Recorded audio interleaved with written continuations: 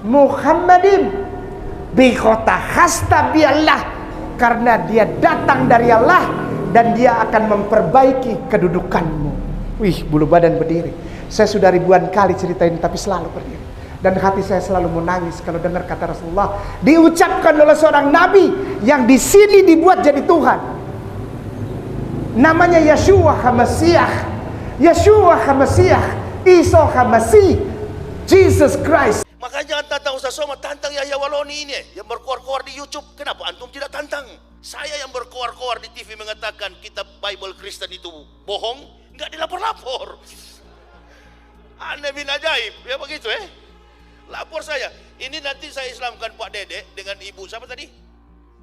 Afrisa, berarti saya Jabodetabek, sudah 8.073 orang saya Islamkan di Jabodetabek. Saya yang mendirikan Universitas Kristen Papua. Itu dengan support dana dari Stuttgart, Jerman. Saya bukan mengatakan Bible Kristen fiksi, Bible Kristen itu palsu. Lapor. Pelan-pelan sedikit Ustaz, di sini banyak jenderal. Biar jenderal 100 bintang. Kalau kafir kau ke neraka. Tidak ada urusan. Sudahlah, terbuka sajalah, menyerah sajalah, angkat tangan, masuk Islam, sunat. Antum tantang saya. Lapor saya bila perlu ke Bareskrim. Kami lapor. Ini bukan cuma penistaan ini, penghancuran, bukan cuma penistaan agama, penghancuran ini kawan.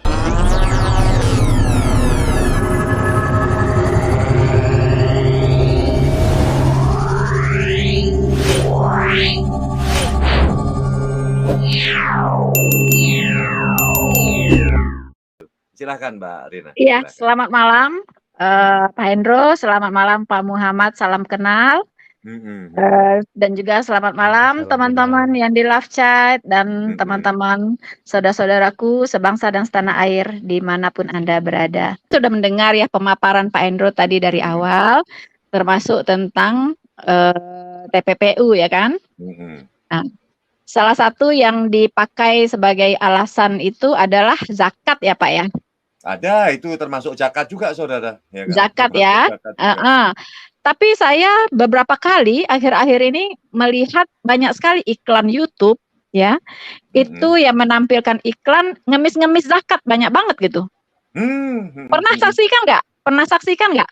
Ada yang namanya Ustadz Abdul Somad, terus siapa lagi tuh yang pakai pakai selendang putih itu dari mana itu?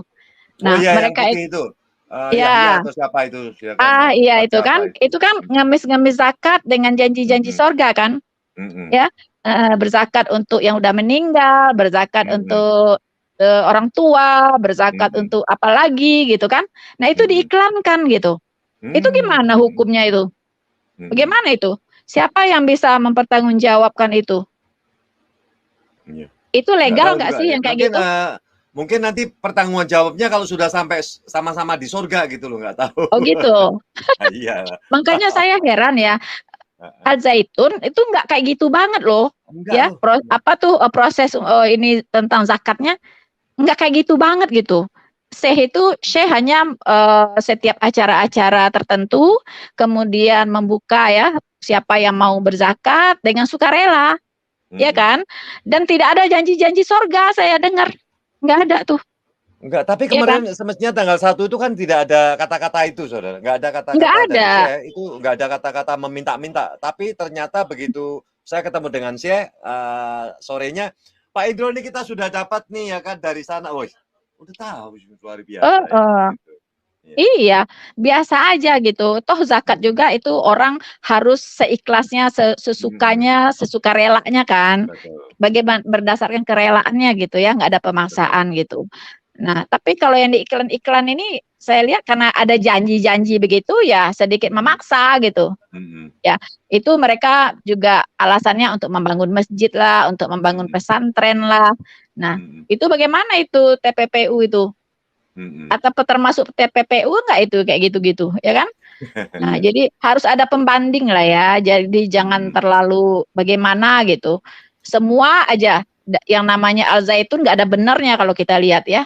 Aduh ya isunya kan isunya luar biasa dan orang itu kayaknya senang ya dengan isu-isu seperti begitu. Apakah aparat penegak hukum juga senang dengan isu-isu bohong-bohongan begitu semua? Mengapa tidak diberantas? Mengapa tidak di tim cyber kan harusnya bekerja, saudara? Iya, tim cyber hanya memegang menangkap orang aja. ini kasus seperti ini harus bekerja itu tim cybernya gitu. Silakan. Iya, betul Pak Endro. Saya kan juga pernah mempertanyakan itu tim cybernya Polri, Bareskrim itu ngapain aja gitu. Karena kita lihat dari awal ya, banyak sekali media-media kayak TV One, Metro, kemudian apalagi tuh Sumak atau banyak namanya sekali. Sumek kayak apa kayak namanya iya kan? namanya Yang abal-abal semua. Memberitakan berita-berita hoax dan ada kesengajaan menggiring opini. Kalau kita lihat ada di situ mens reanya, niat jahatnya kita terlihat sekali. Dan juga tamu-tamu yang diundang untuk diwawancarai ya mereka-mereka yang memang barisan sakit hati dari Al-Zaitun gitu kan, terhadap Al-Zaitun gitu. Nggak jelas juga apakah dia benar-benar orang dari sana atau tidak, kita kan nggak tahu. Itu orang-orang ya, kan liar sudah, saya bilang ya, liar. Betul. Kan sudah di LP kan seperti Ken Setiawan, mana ada sampai sekarang diproses oleh Bareskrim, mana kapan dipanggilnya? Apakah itu dia dilindungi? Apakah dia dilindungi? Barangkali dilindungi nih. Nah, itulah yang membuat kita semakin curiga. Di sini ada permainan, ya kan? Sepertinya ini ada permainan ini yang sangat masif sekali gitu. Ya, kita lihat orang-orang yang jelas-jelas yang sudah di LP kan tidak pernah dipanggil oleh Bareskrim. Ya kan? Kayak Ken Setiawan menyebar hoax bahwa di sana di Al-Zaitun boleh berzina asal bayar 2 juta, mulut busuknya itu kan ya kemana-mana. Mana dipanggil, mana gitu, mana diprosesnya, nggak ada kan, belum diproses. Nah itu kan belum lagi siapa yang Lina siapa namanya, Lina Siregar. Oh, Siregar ya, Lina Siregar itu. Iya juga kan. Terus satu lagi tentang penodaan agama yang disematkan ya, ditetapkan kepada Syekh Al-Zaitun. Setelah saya amati, saya pelajari tentang MUI ini, Pak Endro, jujur saya katakan, terpaksa saya katakan MUI ini memiliki standar ganda. Orang katakan dia itu bisa disebut double moral. Ya. Memang ini pasal karet, tapi ini karena ini adalah polisi agama, ya kan, MUI ini polisi agama dan dia punya seperti punya kuasa untuk menetapkan orang ini layak ditersangkakan sebagai penista agama, ini tidak, ini layak, ini tidak, ini layak, dan polisi mendengarkan dia kan. Kenapa saya katakan MUI ini memiliki standar ganda atau double moral? Karena MUI itu pernah memberikan penghargaan, ya. Kalau ada MUI yang mendengar ini, tolong dengarkan baik-baik. MUI pernah memberikan penghargaan kepada seorang Ustadz Mu'alaf, yaitu Ustadz Kainama. Ya, kenal nggak Pak Endro Kainama? Oh iya. Christopher Kainama? Nggak kenal. Ya, nggak kenal, ya. Tapi tuh udah ada yang ngomong ya. Jadi MUI memberikan penghargaan kepada Ustadz Kainama ini sebagai kristolog terbaik. Saya katakan jangan sembarangan ngambil apa namanya kristolog. Iya. Kristolog. Jadi orang yang ahli dalam ilmu Kristen, kekristenan. Oh, gitu namanya kristolog itu ya. Kristolog. Kristolol ya. Kristolol ya. Jadi bayangkan Pak Endro, siapa sih Ustadz Kainama ini? Dia adalah salah satu ustadz yang sangat getol menghina, menghujat, ya, menoda kekristenan, ya kan? Jadi konten-konten dia hanya menyerang kekristenan, dan dia adalah salah satu objek saya yang saya counter, ya, tentang akun-akun dia gitu, yang menyerang selalu kekristenan. Jadi dia menafsirkan Alkitab seenak udelnya, jauh dari kebenaran. Dan ini diberikan penghargaan oleh MUI. Seharusnya MUI tahu bahwa dia itu adalah penista agama Kristen. Kalau memang MUI ini tahu, ya, ini orang menista agama, ini orang bukan, ini orang yang menista agama, ini bukan. Harusnya jangan hanya berat sebelah begitu. Dia tahu kalau orang menista agama Islam, wow, sensinya bukan main. Langsung aja dicap itu menista agama Islam. Tapi mereka ustadz-ustadz yang menista kekristenan itu bebas, malah diberi penghargaan. Makanya saya bilang MUI ini dikasih apa namanya reward ya, dikasih reward sama MUI. Iya, Itu bagus. Reward. Bagus ya. Ya. Saya bilang bagus, saudara. Bagus kalau dia pengen menandakan bahwa dia ini berseberangan dengan yang dibilang adalah kekristenan. Seharusnya kan nggak boleh, saudara. Biar aja, kalau mereka berseberangan itu berarti dia tidak pernah yang dinamakan adalah toleransi. Berarti dia ini adalah termasuk iya, artinya musuh kepada pemerintah Indonesia sendiri. Betul. Artinya kita sudah bisa menyimpulkan. Iya kan? Seperti apa sih mereka ini gitu kan? Double moral, standar ganda gitu. Tidak konsisten. Seharusnya semua orang yang menista agama apapun, MUI harus katakan no. Gitu kan? Nah, ini kalau orang kalau ustadz-ustadz menista kekristenan bebas ya, seperti Yahya Waloni, Kain Nama, dan banyak lagi, termasuk almarhum Agustan ini yang mengentutin Alkitab, ya, dan sudah almarhum. Tuhan tunjukkan, saya jawab ya doa kamu gitu, ya kan? Dan bahkan kemarin itu istrinya menyusul almarhum. Ya, jadi karena jangan coba-coba. Istrinya sayang, saudara. Itu istrinya sayang, jadi daripada ya Tuhan itu maha tahu. Ya hanya Tuhan Yesus yang tahu. Ya hanya Tuhan Yesus yang tahu. Jangan-jangan istrinya ini punya sumbangsih besar terhadap kayak apa Agustan sampai begitu menista kekristenan, menista Alkitab, menghujat, ya kan? Tuhan yang tahu. Kenapa dua-duanya dipanggil? Oh iya. Oh dia cemburu, takut ya. Mungkin takut juga dia ya. Jadi nyusul ya. Dia kalau Agustan di sana misalkan dekat dengan bidadari, dia cemburu, dia nyusul, saudara. Dia nyusul di sana mungkin dia cemburu, dia nyusul suaminya dia. Iya, jadi begini, saya ingin katakan ya, karena di live chat juga ada orang-orang yang sama dengan Agustan. Dia berkomentar bukan tentang apa yang kita bahas, ya kan? Tapi dia berkomentar menghujat kekristenan. Lihatlah di live chat, itu ada orangnya. Ya, dan saya kasih tahu Anda. Itu doang, saudara. Berarti orang-orang itu, kalau yang dia melakukan itu, orang itu saya cap adalah kadrun. Kadrun yang ada di sini nggak apa-apa. Biarlah kadrun kita biara di sini. Ya kan? Iya, artinya saya ingin kasih tahu, Anda belajarlah dari ceritanya Agustan dan istrinya. Dan banyak sekali ya mu'alaf yang sudah menghujat kekristenan sudah berpulang. Sudah dicabut oleh Tuhan Yesus. Iya kan? Saya bisa sebutkan satu-satu namanya, sederet mu'alaf yang suka menghujat kekristenan. Itu sudah out, udah check out dari dunia ini. Saya hanya ingin kasih tahu, Tuhan Yesus berkata, berarti betapa beratnya hukuman yang akan diterima oleh mereka yang menginjak-injak anak Allah, yang menganggap najis darah perjanjian, dan yang menghina kasih karunia. Ingat aja, ya, kami orang Kristen tidak akan menghukum Anda, tidak akan menyumpahi Anda kalian semua, tapi Tuhan Yesus, dia bilang penghakiman adalah hakku, akulah yang akan membalas kejahatan. Ya kan? Nah, itu pertama. Jadi jelas MUI standar ganda dan double moral. Nah, kemudian Pak Endro, saya membaca bahwa siapa nih Bupati ini ya, Bupati Indramayu ini itu mendapat penghargaan ya, Adikarya Pratama Pembangunan Pertanian. Pernah dengar? Barusan. Enggak. Saya baru dengar. Barusan bulan Agustus ini. Oh iya, hebat dong, hebat ya. Iya. Hebat dari siapa?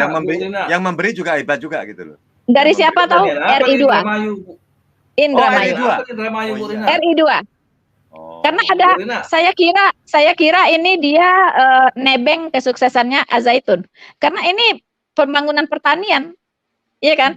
Karena saya lihat di luar Al-Zaitun tidak ada tuh pertanian yang luar biasa. Ya, yang saya tahu adalah ini Pak Silaban. Kalau yang selain daripada Al-Zaitun itu Pak Silaban yang tahu itu daerah itu ya namanya. Gitu. Paham banget Pak Hendro. Pertanian apa di Indramayu, Bu Rina? Pertanian jamur, Pak. Jamur ya. Pertanian jamur. Jamur. Saya justru ya melihat pertanian yang hebat itu setelah masuk ke wilayahnya Zaitun. Di luar itu saya tidak pernah melihat. Gitu. Nah, harusnya yang menerima ini yang namanya itu Syekh Profesor Dr. AS Panji Gumilang MP. Ini adikarya pertama pembangunan pertanian ini adalah seharusnya adalah hak dari Syekh Panji Gumilang. Kenapa orang lain yang dapat ya? Saya juga heran. Nggak suka dihargai lah ya. Sepertinya saya orang yang suka dihargai, saudara. Saya ini adalah orang yang bersahaja. Iya, betul. Ya, tetapi ada kejanggalan di sini, Pak Hendro. Ada kejanggalan di sini. Iya kan? Ada kejanggalan yang memberikannya adalah RI2 langsung. Hebat kan? Wow. Semakin lihat termasuk yang memberi juga hebat juga, saudara. Iya, semakin terlihat benang merahnya ya. Nah, kemudian ada lagi yang mendapat penghargaan itu saudara dari bupati ini, yaitu Brigjen Adi Vivit ya. Itu dia adalah Dir Cyber Bareskrim. Itu mendapat penghargaan Bintang Bayangkara. Oh, ini nggak tanggung-tanggung nih. Dari Joko Widodo. Ya, dari usulan juga, saudara. Itu usulan ya kan, usulan dari RI2 juga bisa, atau usulan daripada Menko Polhukam dan ini juga bisa gitu. Silakan. Dan menurut catatan ini bintang 1 ya. Ternyata Dir Cyber Bareskrim ini yang mempersangkakan teman kita Bapak Kamarudin Simanjuntak. Iya, iya. Dia itu ya. Mereka ini justrunya kan malu, saudara, karena dia dibikin malu oleh saudara kita nih Kamarudin. Ya kan? Kenapa dia bisa dibikin malu seorang jenderal polisi? Tuhan yang mempermalukan Pak Hendro. Oh iya, betul. Oh, Tuhan yang mempermalukan ya. Tuhan yang mempermalukan. Iya. Ya. Betul. Iya. Karena kalau kita lihat jalan ceritanya gitu kan, sepertinya bisa dibuatkan mind map-nya ya, mind map. Ya, petanya gitu. Iya kan? Ini berkait semua connecting ini satu dengan yang lainnya. Nah, makanya kita praduga tak bersalah, kita untuk sementara menyimpulkan ini adalah permainan.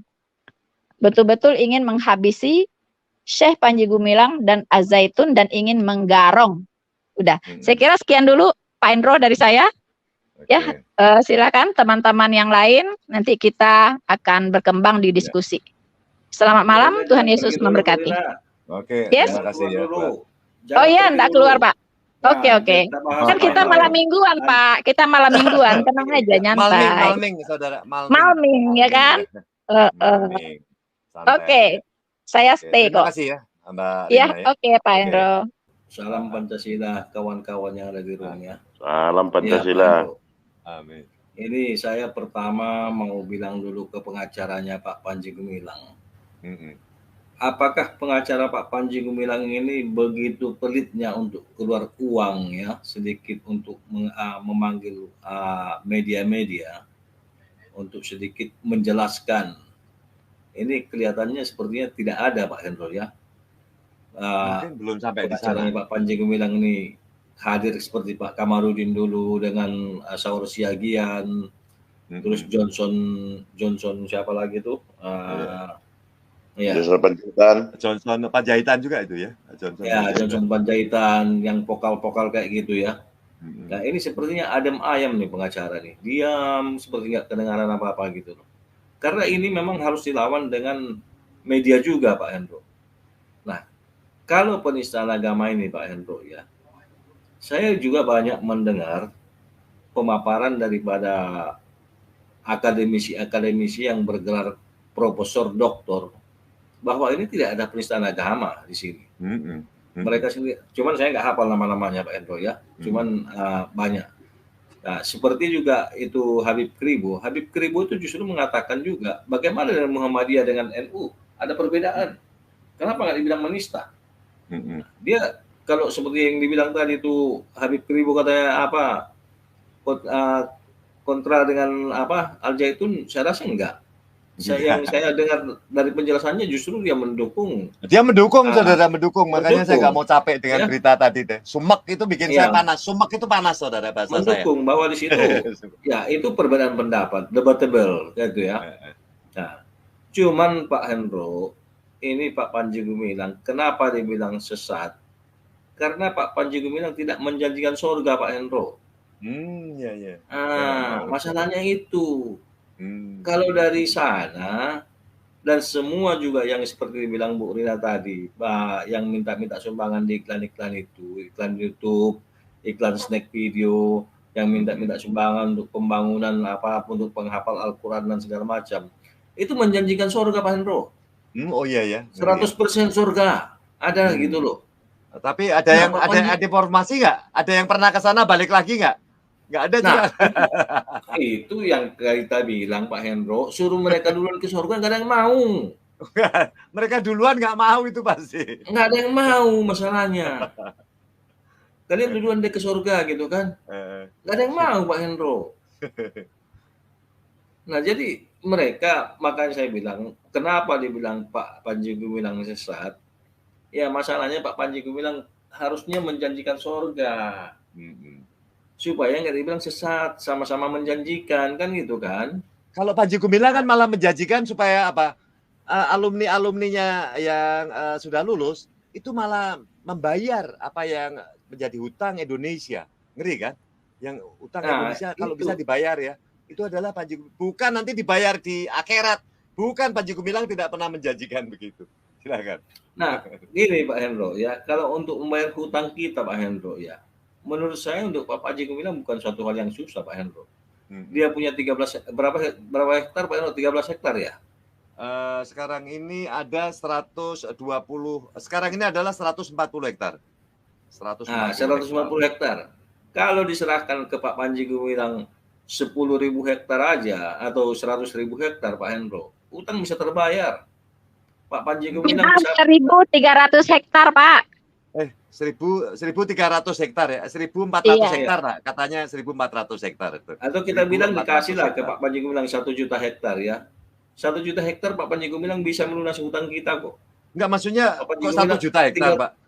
1 juta 100.000 atau bagaimana? Pak Panji Gumilang, Ini adalah 1,4 hektar ya. 1,4 ribu ya. 1.400 hektar ya. 1.400 hektar Saudara. Kalau dikasih 1 juta atau 2 juta hektar aja tanah ke Pak Panji Gumilang, bisa Pak Panji Gumilang lunasi hutang Indonesia gitu loh. Tinggal Pak Panji Gumilang tanamin kayu jati di situ semua tuh. Itu kayu jati diekspor keluar sana begitu mahalnya Pak Hendro. Apalagi kayu-kayu jati yang ada di sana gitu loh. Jadi masalahnya itu Pak Panji Gumilang tidak menjanjikan surga, sementara yang dari sana semua tuh, apalagi ya kalau kita dengar tuh iklan-iklan yang di YouTube, itu semua menjanjikan surga Pak Hendro. Nah, kemudian begini Pak Hendro, kembali tadi karena Ibu Rina sudah menyinggung masalah kristolog terbaik itu Pak Hendro, ya.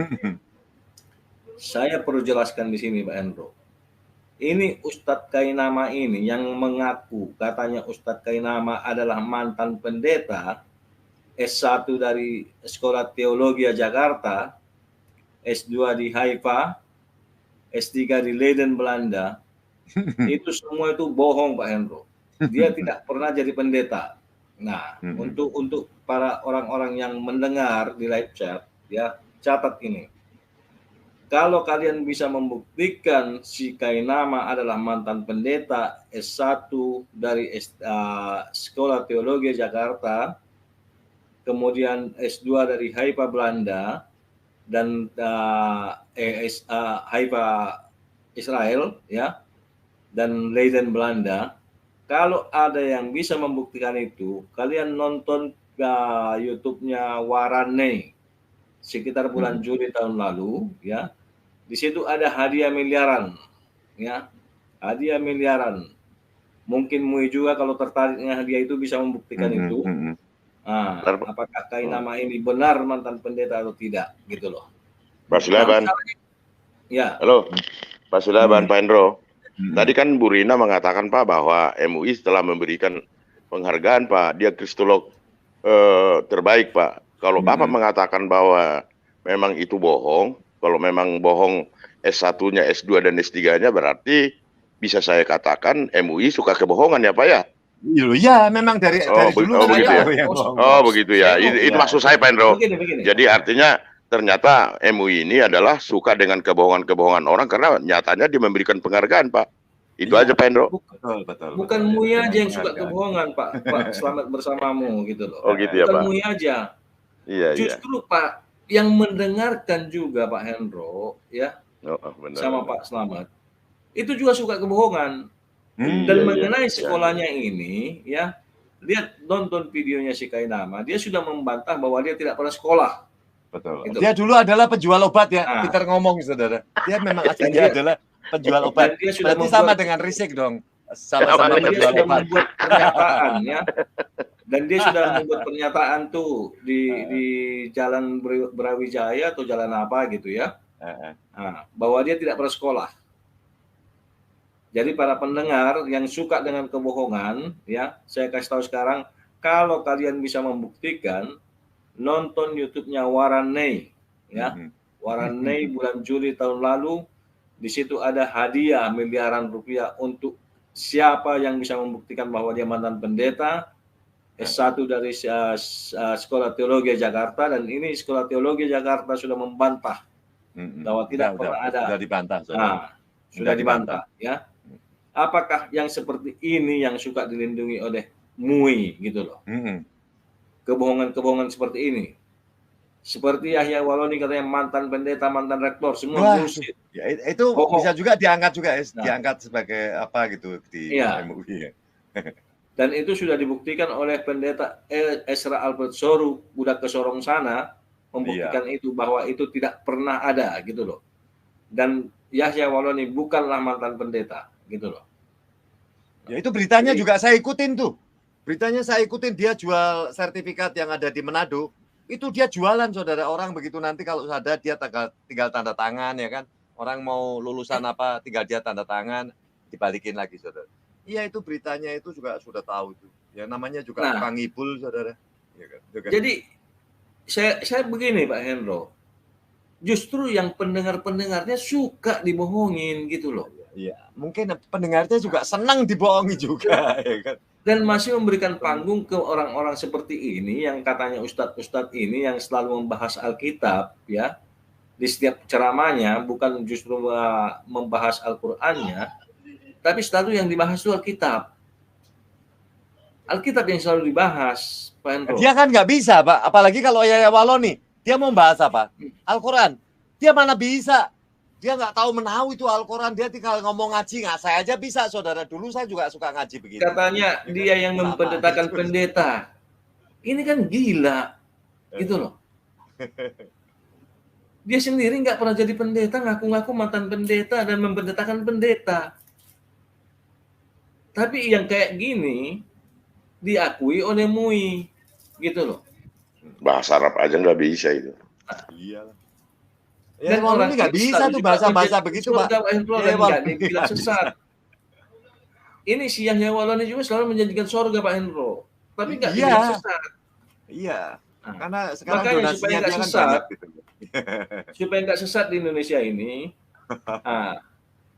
semua yang mereka ini, yang dari RT 6 ini harus menjanjikan surga, Pak Hendro.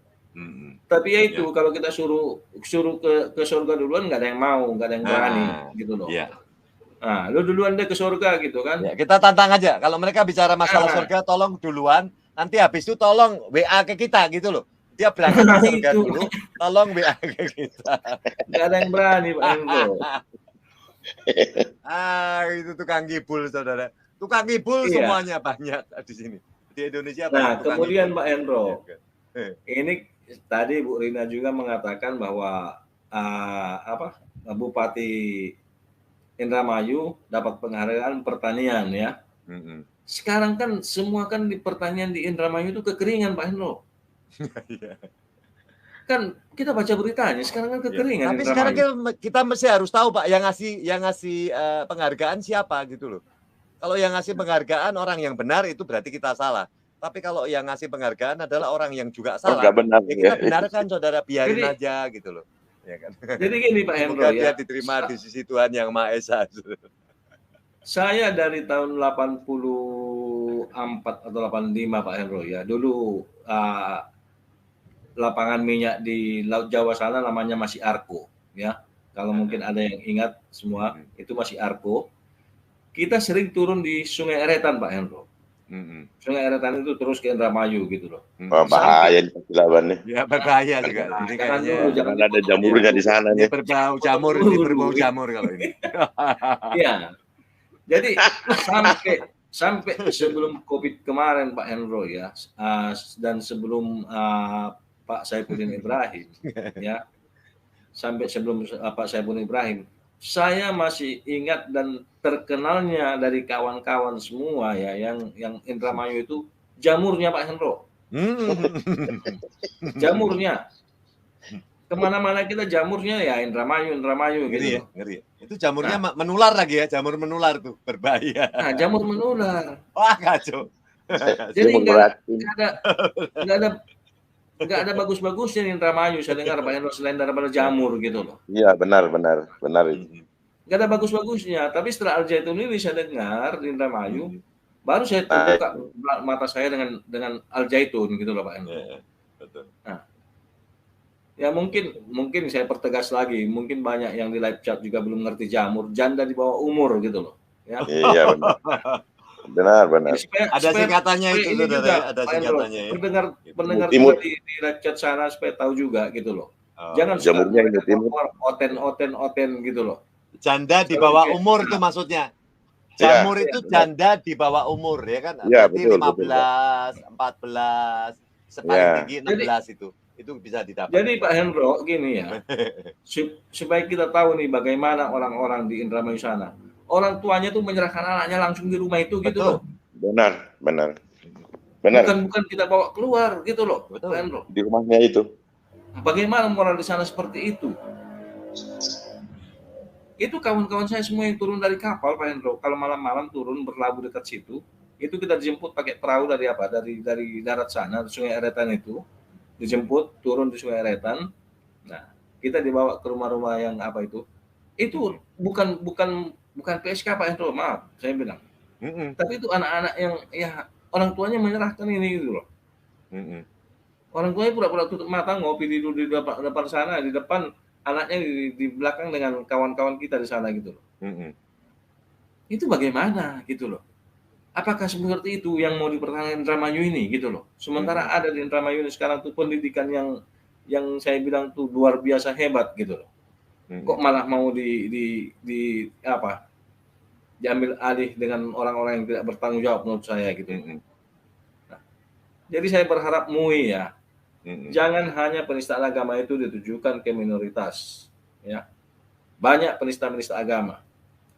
Tadi Bu Rina juga ada menyebutkan si Agustan, si Mega Fitri.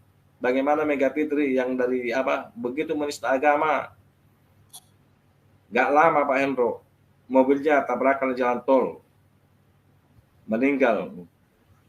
Keluarganya berapa orang tuh yang meninggal satu mobil itu gitu loh. Ahmad Didat, Agustan, terus siapa lagi tuh banyak lagi Pak Hendro. Kalau disebutin satu persatu banyak gitu loh. Hati-hati menista Tuhan kami gitu loh. Tuhan kami adalah Tuhan yang hidup. Enggak salah pas ulang tahun saya lihat juga ibu kita ini hadir di Mahat ini. Diundang ya? Ini saudara kita. Iya betul. Saya menyaksikan. Iya tante Mbak Rina ya, Bu Rina ya. Saya melihat itu di YouTube-nya itu. Dua kali saudara. Tapi yang pertama dan mendadak disuruh bicara lagi. Ulang tahun. Itu pas ulang tahun. Betul. Luar biasa ya Pak Indro. Ya mudah-mudahan ya tentunya kami ini, saya khususnya ya Pak Indro ya, melihat orang yang begitu luar biasa, walaupun tidak banyak kiai yang secara terang-terangan membela ya. Mereka masih pada tiara Pak Indro. Termasuk tadi disinggung kenapa sih kok gak ngomong ini pengacaranya Pak Panji ini kok gak ngomong gitu kok. Nah kita juga nggak tahu apakah memang disuruh silent dulu atau gimana, kita nggak tahu itu Pak Indra. Ya mudah-mudahan dari Malaysia juga disuruh begitu kan? Jangan balas Iya. dengan kejahatan, saudara. Jangan Betul, Pak Hendro. Betul. Di Alkitab pun juga begitu. Di Al-Quran pun juga Pak begitu. Yopi, Siap. tapi satu kalimat yang saya dengar sangat tegas dan keras dari Mbak Rene itu ada. Yang saya pikir, waduh, Mbak Rene cukup berani juga ya itu. Minoritas yang berkualitas. Waduh, berani juga dia mengatakan itu ya. Saya udah deg-degan dengar itu. Nanti boleh sama Mbak Rina diklarifikasi. Apa yang dipikirkan Pak Saad itu kok berani ngomong gitu loh. Saya juga kaget. Waduh, seorang cewek di tengah-tengah keramaian gitu ya. Ya minoritas yang berkualitas. Saya dengarnya tuh, mana deh. Kan gitu. Itu satu poin. Ulang tahun ya Pak RW. Itu pas acara ulang tahun Syekh ke-77, saudara. Saya ingatnya jadi bedek gitu. Berani juga ya. Betul, luar biasa Itu hadiah ulang tahun untuk Syekh, Pak. Keluar juga Rina. Bisa keluar omongan begitu, cukup berani. Gak ada yang lainnya berani ngomong seperti gitu. Ya. Tapi luar biasa Pak RW. Mayoritas. Iya. Luar biasa Pak RW. Kalau saya pribadi ya menanggapnya, wah Mbak Rina memang orang terpilih di antara sahabat-sahabat yang lain. Kan karena dapat undangan kan Pak. Jadi luar biasa. Iya, banyak luar biasa. Undangan, tapi untuk orang yang berani mengatakan begitu cuma Mbak Rina. Yang lain saya dengar, waduh, biasa-biasa aja kan gitu. Ini saya dengar. Spontan Pak. Ya. Spontan. Saya nggak tahu. Begitu saya pikir ya. Ya, saya nggak tahu kalau saya bakal disuruh. Udah dirasukin roh sama rohnya. Itu kan tanpa konsep itu, langsung nyerocos saja tuh Mbak Rina. Iya, dadakan itu Pak. Cukup luar biasa. Sampai sekarang saya ingat itu jadinya. Ya satu kalimat yang tidak ada duanya dari teman-teman yang menyampaikan ya. Ini gile, saya pikir begitu, cukup berani. Saya sampai kepikiran juga langsung lihat saya itu.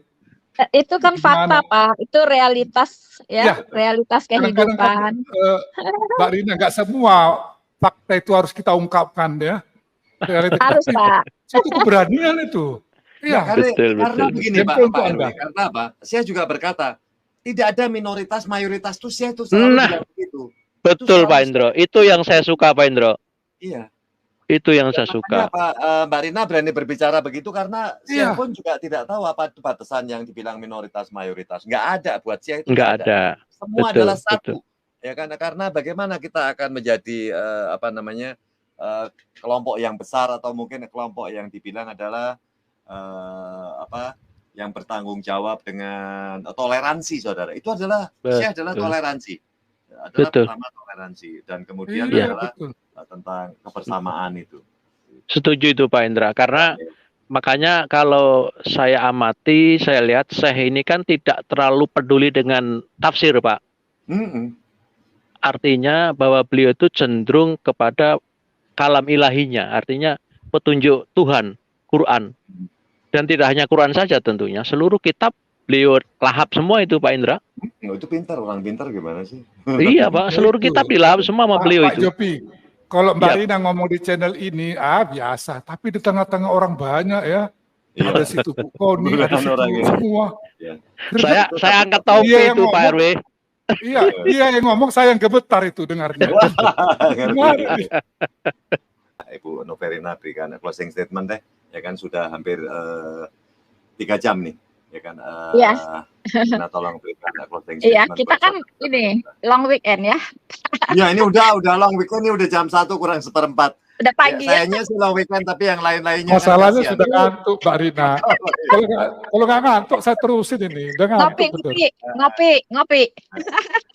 Ngopi tambah nggak bisa lagi. Nih. Kalau kopi darat itu maunya Pak RW. Iya Pak Endro.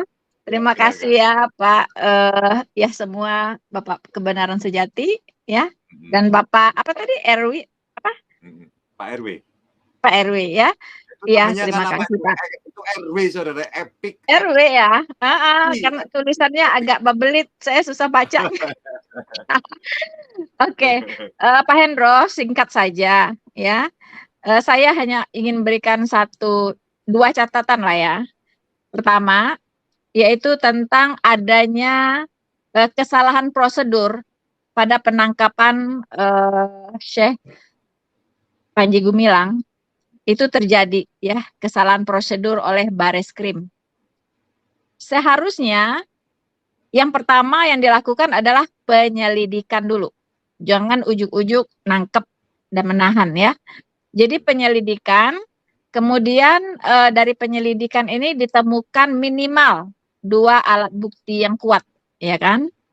Nah, apakah alat bukti ini yang dimiliki oleh Bareskrim?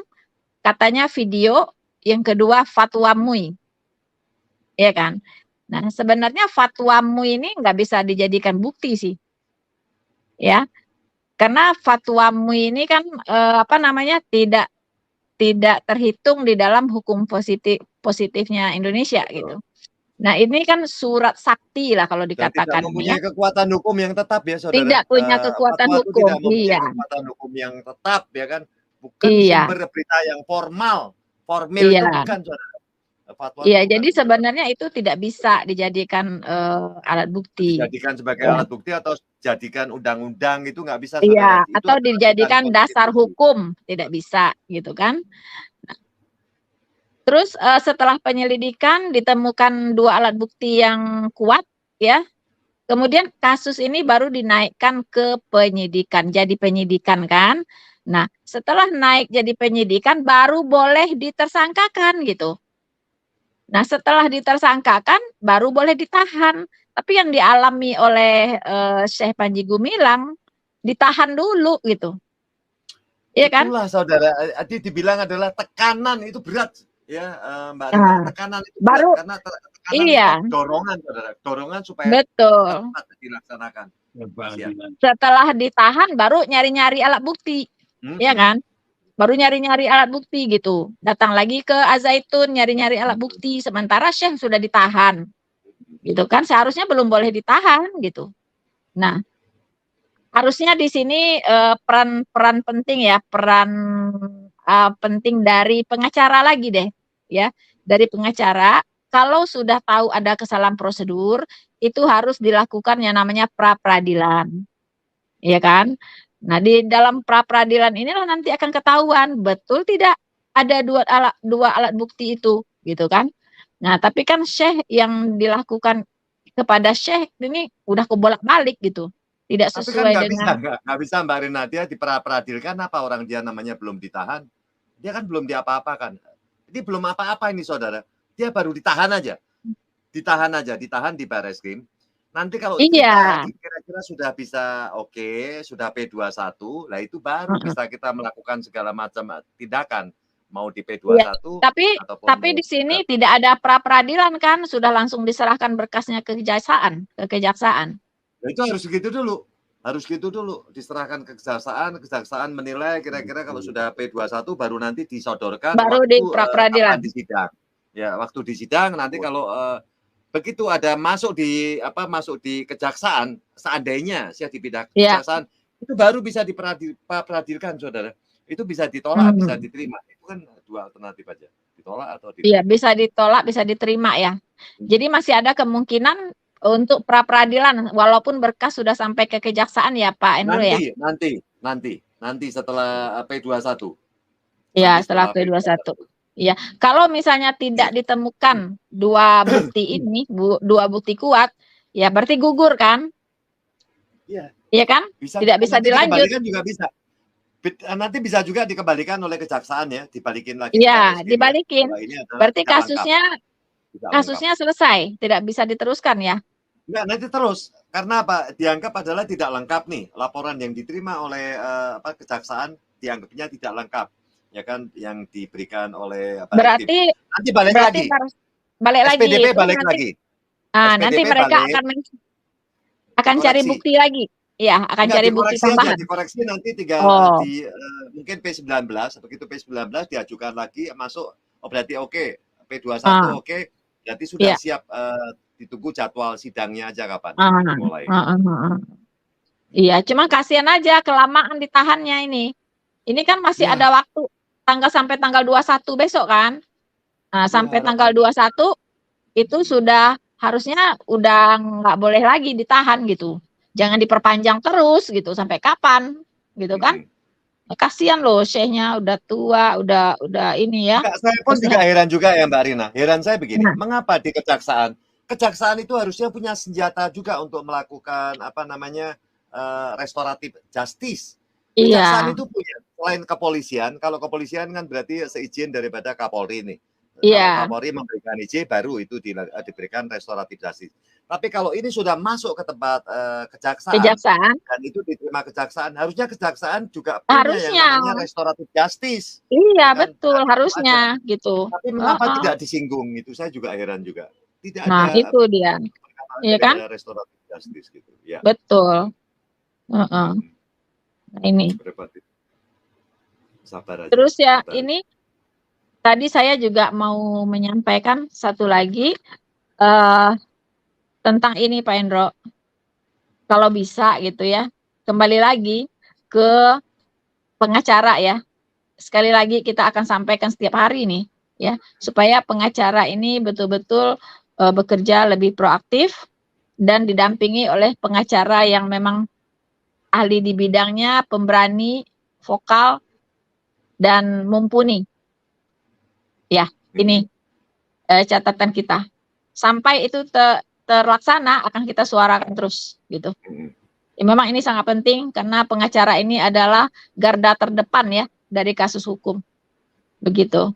Apalagi yang kalau pengacara ya Mbak Rina, kalau pengacara mumpunin, begitu dia mendengar informasi daripada kita, itu yang namanya di Indramayu itu langsung ditelisik itu. Betul. Itu benar nggak orang-orangnya? Harusnya begitu. Pasti kan diselidiki, saudara. Iya. Tapi kan tidak ada, didiamkan aja seolah-olah itu adalah benar. Padahal itu adalah hoax, rekayasa. Iya. Saya juga heran mengapa gitu pengacara ini terlihat sangat pasif gitu ya. Bahkan kita nih yang lebih heboh di sini kan. Harusnya pengacara lebih heboh dari kita gitu. Karena kita tahu apa yang dilakukan mereka. Kan kita menginformasikan apa yang kita tahu. Ya kan? Iya, dan kita memang di sini juga misinya adalah untuk mengedukasi masyarakat, betul, ya kan? Betul, kebenaran. Untuk mengedukasi masyarakat dan mengcounter berita-berita hoax yang sengaja di blow up begitu. Nah, kalau kita tidak ambil peran di sini untuk mencerdaskan masyarakat, ya kasihan akan semakin parah gitu, ya kan? Jadi menu hoax setiap hari jadi makanan masyarakat gitu, dan kasihan yang jadi korban adalah Al-Zaitun, Syekh, dan bisa jadi orang lain lagi nanti akan menjadi korban juga gitu, ya kan? Jadi kita memang harus bersuara terus setiap hari gitu, Pak Endro, ya. Nah, oke. Sekian dulu ya. Selamat malam dan terima kasih sudah long weekend nih. Iya, long weekend ya. Iya, juga tadi kita sekarang aja buat satu orang lagi nih, ya kan? Terima kasih Mbak Rina. Iya, iya sama-sama Pak. Iya, selamat malam, selamat istirahat semuanya. Tuhan Yesus memberkati. Oke, terima kasih ya Mbak Rina. Bye. Oke, sekarang kita masih satu orang nih. Apakah Kebenaran Sejati ingin memberikan closing statement? Tinggal satu ini soalnya. Ini harus kita kasih bagi rata. Nanti kalau enggak ngambek. Tapi kalau enggak ada suara ya sudah kita tutup ya. Dan terima kasih sekali ya Mbak Rina ya. Terima kasih sekali buat Kebenaran Sejati dan terima kasih buat Erwin, terima kasih buat selamat bersamamu. Terima kasih buat Bapak Silaban, terima kasih buat Ibu Ani, terima kasih buat tadi Yopi, Yanto, dan terima kasih semua deh buat saudara-saudara kita yang sudah berkumpul di sini dan memberikan informasi semua yang dibutuhkan untuk semuanya yang akan mendengar. Tentunya juga perlu ya informasi-informasi seperti ini. Apa yang kita utarakan adalah kebenaran, saudara, bukan sebuah rekayasa. Oke, terima kasih sekali Mbak Rina. Ya, sampai bertemu kembali Mbak Rina ya. Ya, selamat istirahat. Saudara-saudara kita semua. God bless you. Amin, amin, amin. God bless you too. Night.